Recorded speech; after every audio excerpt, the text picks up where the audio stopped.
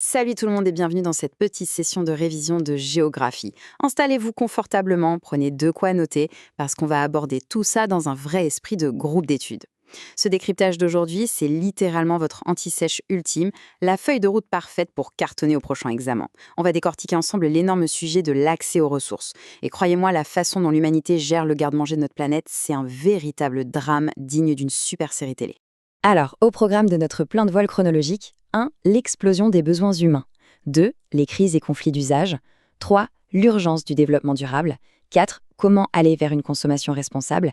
Et on finit en beauté avec le point 5, les repères statistiques indispensables pour l'examen. Allez, on attaque. Chapitre 1, donc, l'explosion des besoins humains. Et hop, on démarre direct sur de bonnes bases, avec le premier concept à absolument caser dans une copie.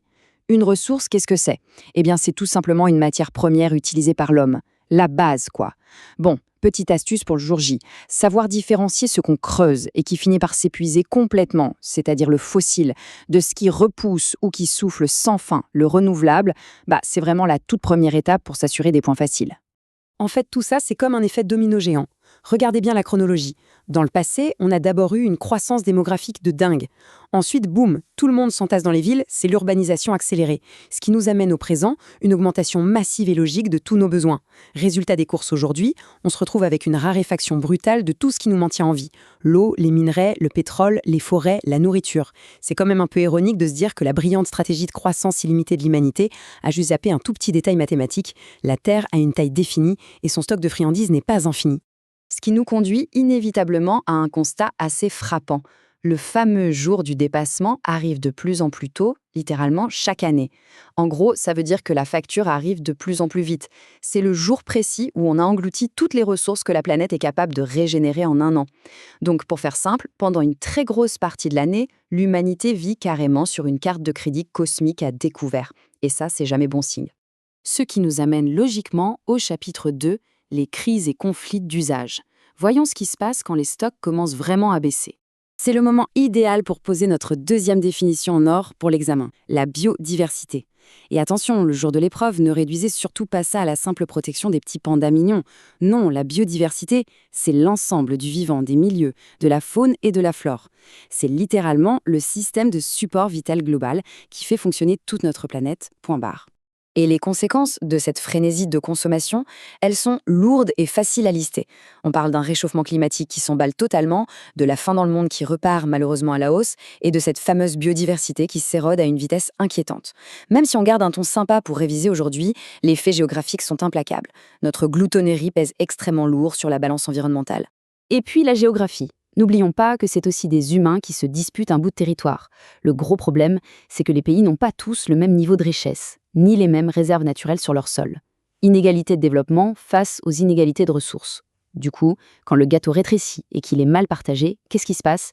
Eh bien, tout le monde finit par se battre pour les miettes. Ça déclenche ce qu'on appelle en géo des conflits d'usage, autour d'un simple puits d'eau ou d'une forêt, et parfois même de véritables guerres. Une classique bagarre de cour d'école, mais avec des enjeux mondiaux dévastateurs. Allez, c'est l'heure de faire entrer la cavalerie dans notre scénario. Chapitre 3, l'urgence du développement durable. Parce que là, après un tableau pareil, une énorme question existentielle s'impose d'elle-même. Comment on fait pour sauver les meubles ? Eh bien, la réponse, c'est la troisième définition essentielle à apprendre par cœur, le développement durable. C'est le point d'équilibre parfait. Retenez bien qu'un vrai développement ne fonctionne que s'il repose sur 3 piliers indissociables. Oui, la valorisation économique, parce qu'il faut bien vivre, mais impérativement combinée à l'équité sociale pour réduire les inégalités. Et bien sûr, un respect total de l'environnement. C'est simple, c'est comme un tabouret à 3 pieds. Enlevez-en un seul et tout le monde tombe par terre. D'ailleurs, gardez bien ce chiffre magique en tête pour votre copie. 17. C'est le nombre exact d'objectifs de développement durable, les fameux ODD, fixés par l'ONU. Glisser cette petite donnée factuelle et précise dans une dissertation, c'est faire un énorme clin d'œil au correcteur pour lui montrer que vous maîtrisez le sujet. Et concrètement, comment ça s'organise sur le terrain ? Prenons la France. Évidemment, l'État est un acteur gigantesque. Mais le travail du quotidien, le vrai pouvoir d'action locale, il est souvent entre les mains des collectivités territoriales. C'est elles qui gèrent l'aménagement des transports de votre ville, la politique d'énergie ou l'habitat local. Et autour d'elles, on retrouve qui ? Nous les citoyens, les associations militantes et les entreprises. C'est un immense puzzle où absolument tout le monde joue un rôle clé. Ce qui nous propulse vers le plan d'action. Chapitre 4, vers une consommation responsable.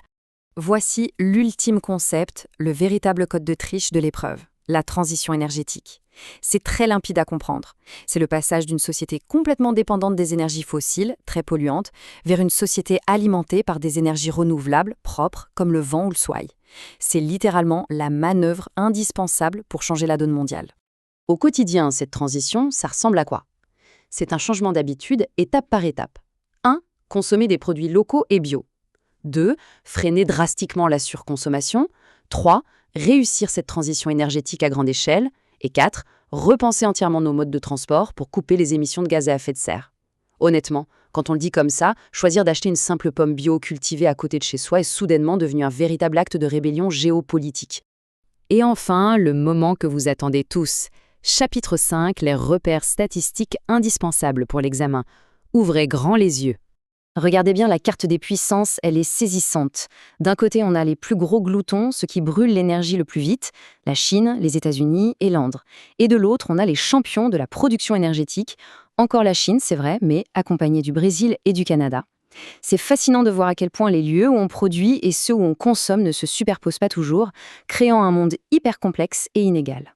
Maintenant, si on fait un focus sur le pétrole, c'est là que ça devient super intéressant. Regardez qui est sur les deux listes. On retrouve la Russie, la Chine et les États-Unis aussi bien dans le top des plus grands consommateurs mondiaux que dans celui des plus grands producteurs. Qu'est-ce que ça nous indique? Que leur industrie est écrasante, bien sûr, mais surtout qu'ils sont prisonniers d'une immense dépendance stratégique à cette seule ressource fossile. Pour conclure, gardez bien cette réflexion en tête. Comprendre la transition énergétique et l'urgence climatique, ce n'est pas juste un petit exercice de style pour gratter des points à un contrôle. Si on ignore tout ce qu'on vient de lister, à quelle date tombera le fameux jour du dépassement l'année prochaine? En juin? En mai? C'est littéralement notre seule boussole pour éviter de se réveiller demain dans le décor d'un film post-apocalyptique.